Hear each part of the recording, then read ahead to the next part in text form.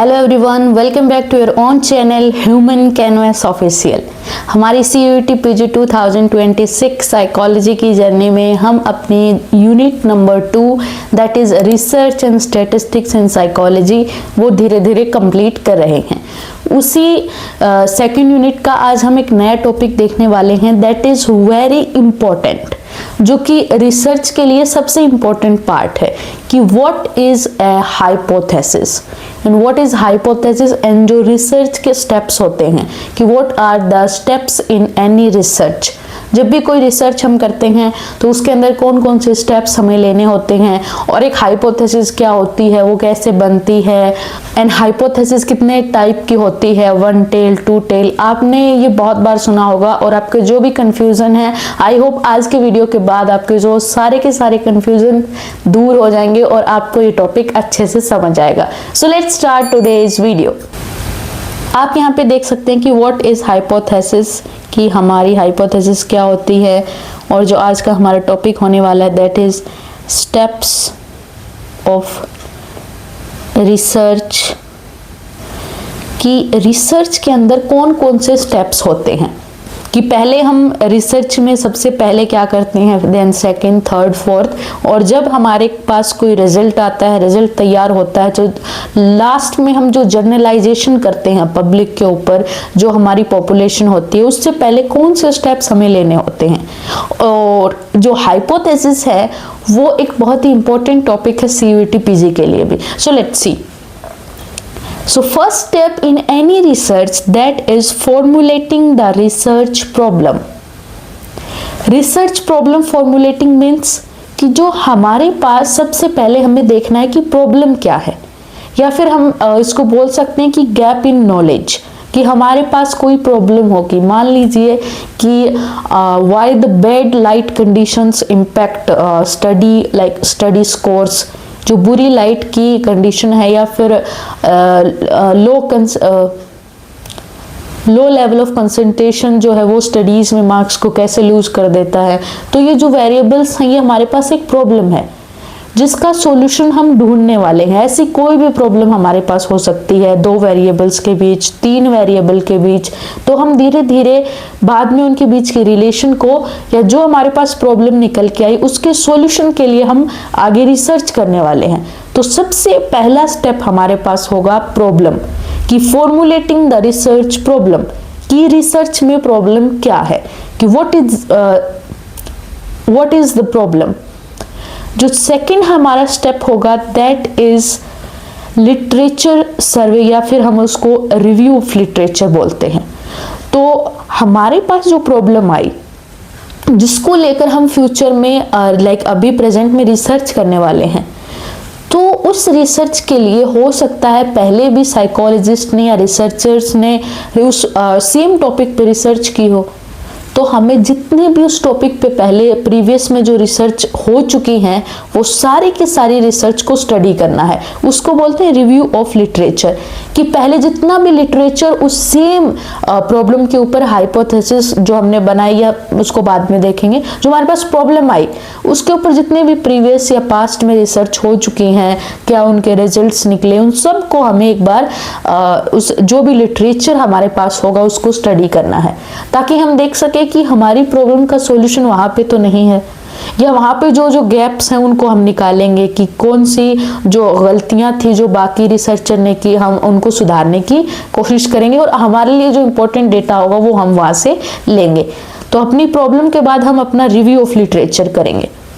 Then third is developing the hypothesis. Developing the hypothesis means hypothesis is a tentative or an affirmative like statement। अब इसका क्या मतलब है? Tentative and hypothesis जो है वो एक स्टेटमेंट है, कि मान लीजिए हमारे पास कोई प्रॉब्लम आई कि जो बैड कंसंट्रेशन लेवल है उसकी वजह से हमारे मार्क्स जो हैं एग्जाम में वो लो आ रहे हैं। तो concentration level and low marks, ये हमारे पास 2 तरह के वेरिएबल्स हैं यहाँ पे। तो हम हाइपोथेसिस जो होती है वो बेसिकली ये एक स्टेटमेंट होती है कि ये दोनों वेरिएबल के बीच में कोई रिलेशन है। हम अपने दिमाग में टेंटेटिव, मतलब कि जो अभी सच नहीं हुई, भविष्य में ऐसा हो सकता है और नहीं भी हो सकता, तो हम वैसे एक स्टेटमेंट बनाएंगे, अफर्मेटिव स्टेटमेंट, जिसके अंदर हम ये दिखाएंगे कि ये दो वेरिएबल हैं और इनके बीच रिलेशन एग्जिस्ट करता है। और बाद में हम उस रिलेशन को प्रूव करने के लिए क्या क्या करेंगे, रिसर्च डिजाइन बनाएंगे। रिसर्च डिजाइन के अंदर बेसिकली होता है कि हम कौन कौन से मेथड्स अपने रिसर्च के अंदर यूज करने वाले हैं, क्वालिटेटिव, क्वांटिटेटिव, और एक हमारे पास होता है मिक्स मेथड, जो कि क्वालिटेटिव प्लस क्वांटिटेटिव का मिक्सचर होता है। उसके बाद हम अपना सैंपल जो है वो डिज़ाइन बनाएंगे कि कितना सैंपल हम लेंगे, किस तरीके से लेंगे, प्रोबेबिलिटी, नॉन प्रोबेबिलिटी, जो कि हम आगे आने वाले अपने टॉपिक्स में सारा धीरे धीरे कवर करेंगे। जो डेटा बनाएंगे या फिर एनालिसिस ऑफ डेटा करेंगे। उसके बाद हाइपोथेसिस टेस्टिंग करेंगे। आप ये देख सकते हैं यहाँ पे सारे स्टेप, रिसर्च बनाएंगे, सैंपल डिज़ाइन करेंगे, कलेक्शन ऑफ डेटा करेंगे। उसके बाद हम करेंगे एग्जीक्यूशन ऑफ द प्रोजेक्ट करेंगे, फिर एनालिसिस ऑफ डेटा। जो सारे स्टेप्स को हम धीरे धीरे आपने आगे जो जैसे जैसे हमारे टॉपिक्स कवर होते जाएंगे, हम उन स्टेप्स को अच्छे से देखेंगे।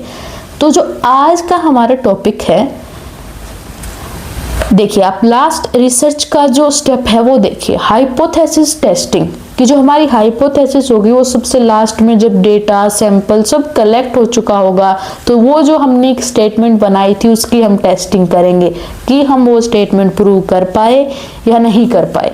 उसके बाद जो हमारे रिजल्ट्स जो आएंगे उनको हम अप्लाई करेंगे। तो देखिए रिसर्च प्रॉब्लम क्या होती है, एक बार हम डिटेल में अच्छे से एक बार सारे स्टेप्स को दोबारा से देखते हैं कि how more use of technical device, हम यहाँ पे बोल सकते हैं टेक्निकल। एक बार हम अपने सारे जो रिसर्च के स्टेप्स हैं उनको अच्छे से डिटेल में देखते हैं एक बार फिर से कि व्हाट इज रिसर्च प्रॉब्लम। तो how more use of technical devices effect on adults mind, कि जो हमारी टेक्निकल डिवाइसेस का कितना यूज हम करते हैं वो हमारे माइंड पे इम्पैक्ट करता है। ये हमारी क्या है, एक प्रॉब्लम है, ये प्रॉब्लम है। इस प्रॉब्लम के सॉल्यूशन के लिए हम रिसर्च करेंगे, देखेंगे कि ये प्रूव हो भी रहा है कि नहीं हो रहा है। उसके बाद आपको याद होगा हमने स्टार्टिंग में साइकोलॉजी के 4 गोल पढ़े थे, that is describe and prediction and control and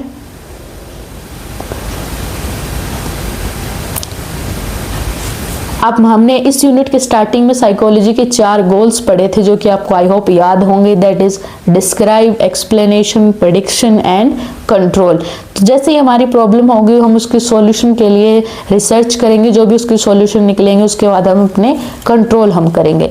तो how more use of technical devices effect on adults mind, कि जो ये यहाँ पे अडल्ट्स का माइंड है, ये क्या हमारा डीवी हम इसको बोल सकते हैं, और टेक्निकल डिवाइसेस को आईवी हम बोल सकते हैं।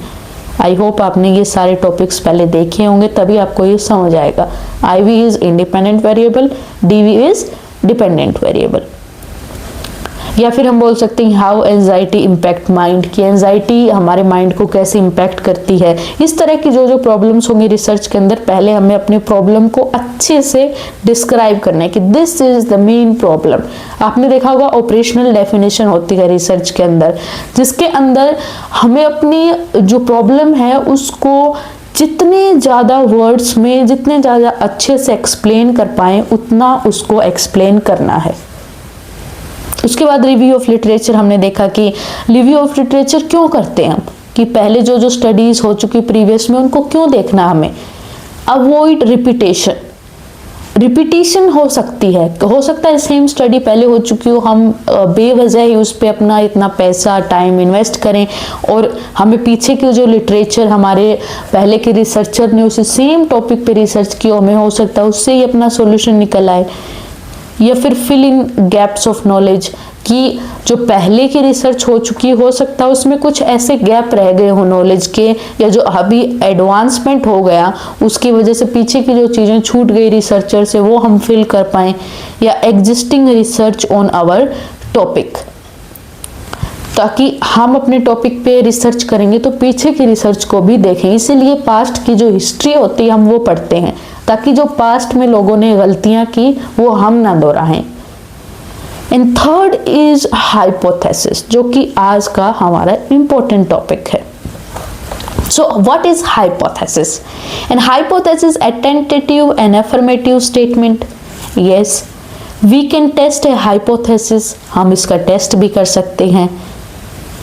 जैसे कि हाइपोथेसिस को अगर हम एक एग्जाम्पल से समझें तो इसको ऐसे समझ सकते हैं कि excessive use of internet impact our children या फिर अडल्ट माइंड।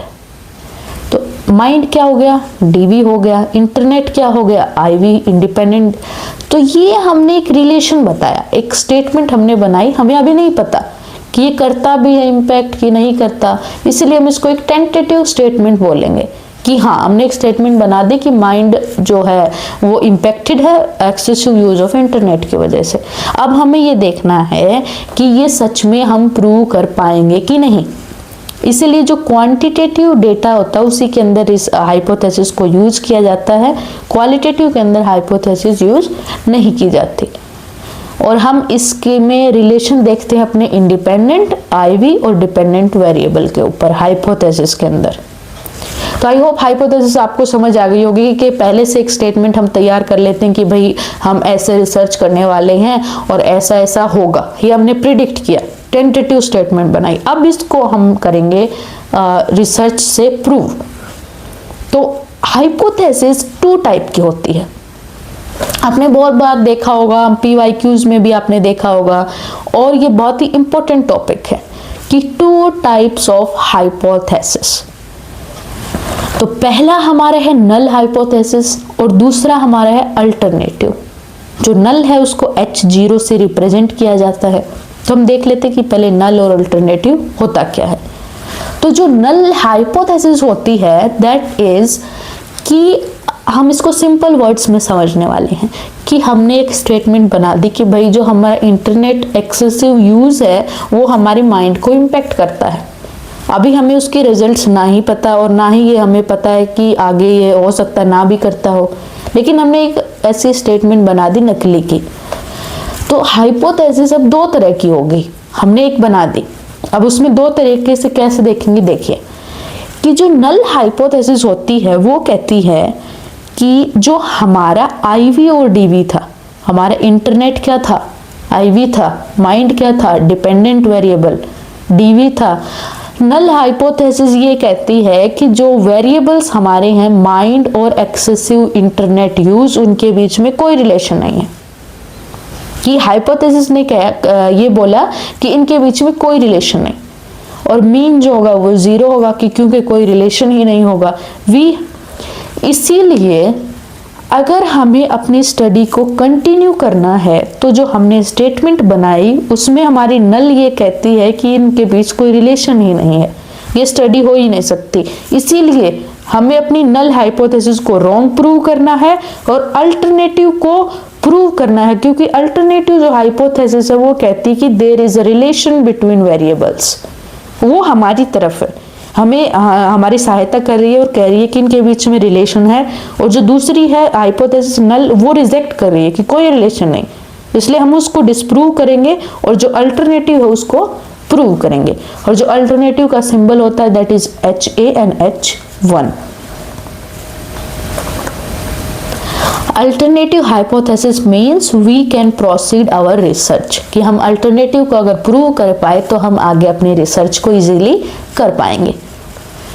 तो जो अल्टरनेटिव रिसर्च हमने कर ली, अल्टरनेटिव रिसर्च के अंदर यूज की अल्टरनेटिव हाइपोथेसिस, तो उसके अंदर 2 टाइप होते हैं अल्टरनेटिव हाइपोथेसिस के, that is directional and non directional. तो जो हमारा सेम एग्जांपल था उसी से हम देखते हैं कि excessive use of phone decrease memory, and यहाँ पे एक्सेसिव यूज डिक्रीज, आप ये देखिए डिक्रीज। जो डायरेक्शनल होगी हाइपोथेसिस अल्टरनेटिव, उसमें आपको सीधा सीधा एक डायरेक्शन देखने को मिलेगी, या तो डिक्रीज होगा या इंक्रीज होगा, या तो डिक्रीज नीचे की तरफ या इंक्रीज ऊपर की तरफ। बट जो नॉन डायरेक्शनल हो गया, आप यहाँ पे देखिए कि एक्सेसिव यूज ऑफ इंटरनेट या फोन इम्पैक्ट मेमोरी, इम्पैक्ट सिर्फ इम्पैक्ट करता है, हमें नहीं पता कि पॉजिटिव वे में करता है या नेगेटिव, हमें कुछ भी नहीं पता, कोई डायरेक्शन नहीं पता, तो दैट इज नॉन डायरेक्शनल। और इंक्रीज और डिक्रीज डायरेक्शनल। सो हमारी स्टडी के लिए हमें सबसे पहले क्या करना पड़ेगा, अपने जो रिजेक्ट करेंगे हम नल हाइपोथेसिस को, ताकि हम ये प्रूव कर पाएं कि there is a relation between our variables, और टेस्ट करेंगे हम डायरेक्शनल को। नॉन डायरेक्शनल जो है कि डायरेक्शनल है नॉन डायरेक्शनल, उसको समझेंगे। अगर डायरेक्शनल होगी हमारी हाइपोथेसिस तो समझिए उसके 2 टाइप हैं, 1 टेल 2 टेल। यहाँ पे 1 टेल और 2 टेल का क्या मतलब है? 1 टेल का मतलब है कि जो हमारी स्टडी है या जो अल्टरनेटिव हाइपोथेसिस है, ये आप देख सकते हैं, ये कर्व जो कि हम आगे जो नेक्स्ट हम अपना वीडियो होगा उसमें इसको जो नॉर्मल प्रोबेबिलिटी कर्व है उसको अच्छे से हम समझेंगे। पहले एक बार सिंपली आप यहाँ पे 2 टेल और 1 टेल को समझिए कि जो 1 टेल होती है उसका मतलब है या तो डिक्रीज या इंक्रीज, सिर्फ एक की चीज होगी। तो या तो वो यहाँ पे इम्पैक्ट करेगी, मान लीजिए ये डिक्रीज नेगेटिव साइड 1 टेल, लेकिन जो 2 टेल होगी वो दोनों तरफ इम्पैक्ट करेगी, पॉजिटिव और भी नेगेटिव भी। सो यहाँ पे भी इम्पैक्ट करे, हमें मान लीजिए यहाँ पे इम्पैक्ट कर रही है और यहाँ पे भी इम्पैक्ट कर रही है, तो दोनों को मिला के जो इम्पैक्ट होगा that will be 2 tail hypothesis. 1 tail जो होगी वो इम्पैक्ट करेगी एक साइड, 2 टेल दोनों साइड इम्पैक्ट करेगी। तो आई होप आपको ये चीज़ें अच्छे से समझ आई होंगी। अगर समझ आ गई हैं तो आप CUET में अच्छे से अपने क्वेश्चंस को अटेम्प्ट कर पाएंगे और इजीली, बहुत आसान टॉपिक है एक बार अगर हमें समझ आता है तो, बिकॉज जो रिसर्च होती है वो फैक्ट बेस होती है, हमें कुछ भी रटना नहीं है, सीधा सीधा समझना है, कोई थ्योरी का रट्टा नहीं लगाना हमें। तो आई होप आज आपको जो भी टॉपिक मैंने करवाया वो समझ आया होगा। अगर नहीं समझ आया तो आपके जो भी डाउट्स हैं वो आप कमेंट बॉक्स में डाल सकते हैं। अगर आज का वीडियो आपको अच्छा लगा हो, इंफॉर्मेटिव लगा हो तो लाइक करें, शेयर करें, सब्सक्राइब करें and keep learning, keep growing, keep smiling.